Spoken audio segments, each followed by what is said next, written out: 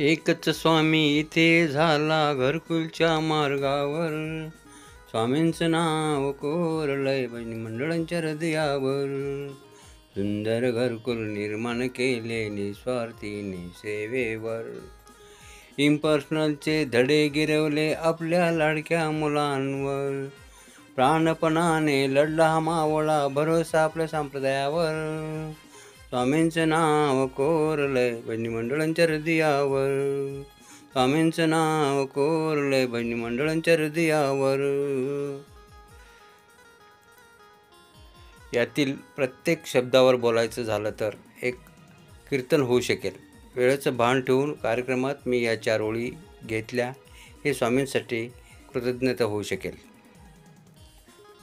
एक महत्त्वाचा मुद्दा मला या ठिकाणी स्पष्ट करावासा वाटतो. आव्हाड महाराज, पुरी महाराज, तौर महाराज, मोहिते महाराज, पाटील महाराज, उमेश महाराज आणि आपले आधारस्तंभ बापू महाराज यांनी स्वामीबद्दल एक गुण सांगितलाच आहे.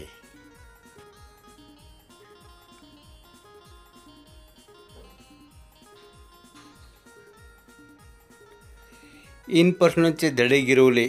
या ठिकाणी इम्पर्सनल हा शब्द हे सांगून जातो की स्वामींनी इम्पर्सनलचे जीवन जगले आहे.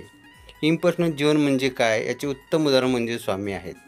पर्सनल जीवन त्यांनी जगलेच नाही.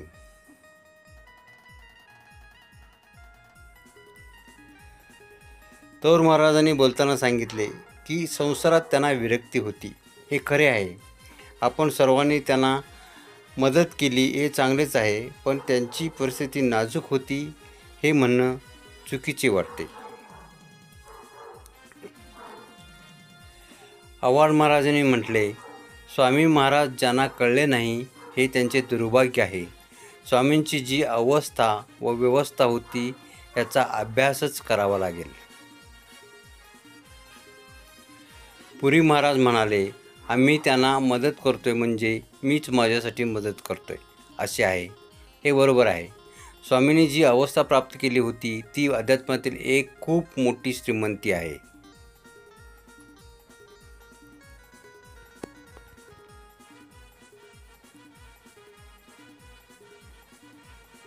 केवळ बंगला, गाडी, पैसा यांनी माणूस श्रीमंत होत नाही.